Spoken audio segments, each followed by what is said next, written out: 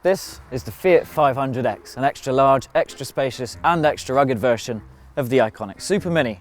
It's Fiat's attempt at cashing in on the lucrative crossover market.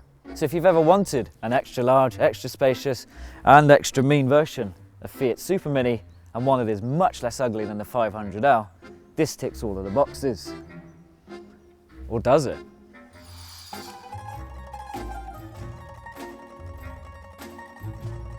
The Fiat 500 was a breath of fresh air in an otherwise dreary world of Super Minis when it first arrived in 2007.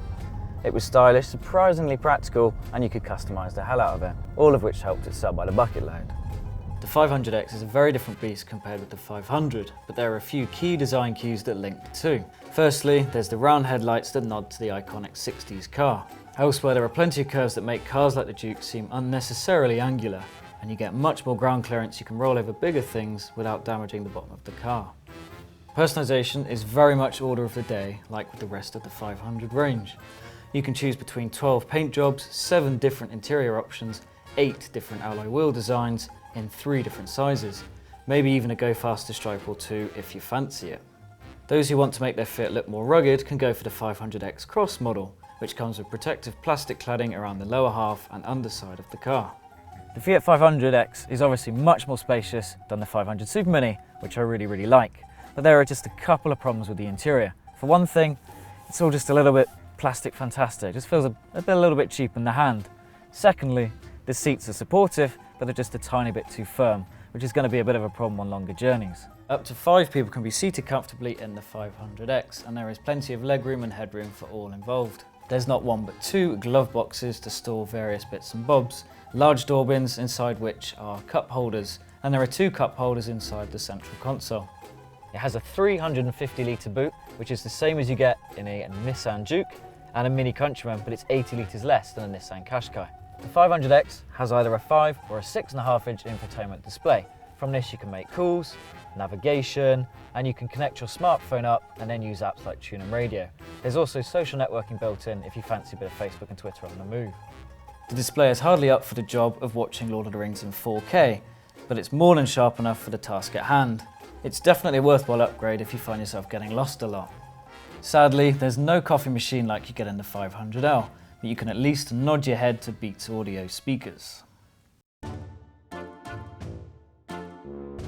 There's a lot to like about the Fiat 500X. For one thing, it's got a nice ride position, it feels commanding enough, it's got that SUV feel about it, while the steering is light and precise and goes exactly where you want it to.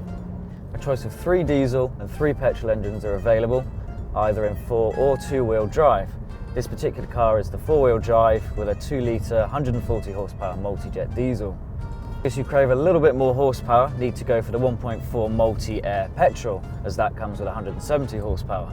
Those who crave a little bit more economy from their engine should go for the 1.6 litre multi-jet 2 diesel, as this can manage 68.7 miles per gallon.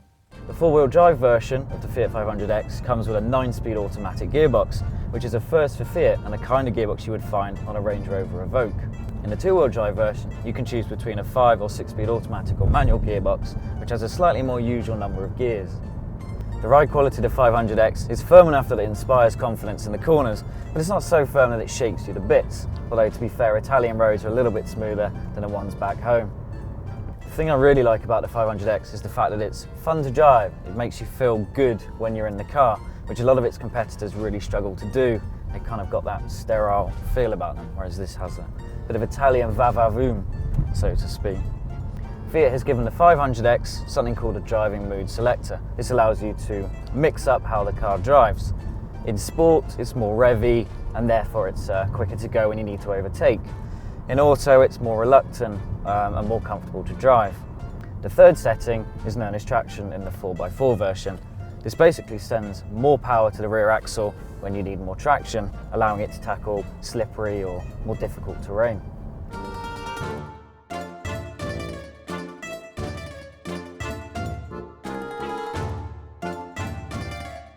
Fiat used to be a little bit behind the curve when it came to gadgets and gizmos.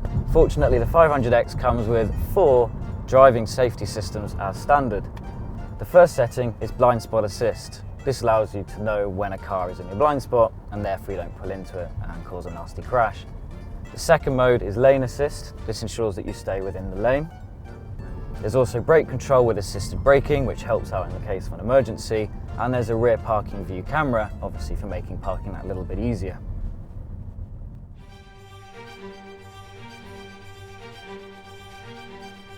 It's clear some of the 500 Super Mini magic has rubbed off on the 500X. Magic that gave the 500L a wide berth. It looks great, handles well, and is more than up for the task of family life, whether that's on the road or off. The top spec diesel engine could be quieter, and there's no telling how reliable it will be in the long run. But we have to admit, the 500X has character in spades. Its bug-eyed retro face and Kim Kardashian curves match its sprightly, confident drive. Those who can look past the odd foible will find it's a riskier but more rewarding choice. Your head would pick a Skoda Yeti, Nissan Juke or Mini Countryman. Your heart, a 500X. So it's a hell of a car on the road, but it's also a hell of a car when standing still. Just being in and around the Wraith is incredibly special.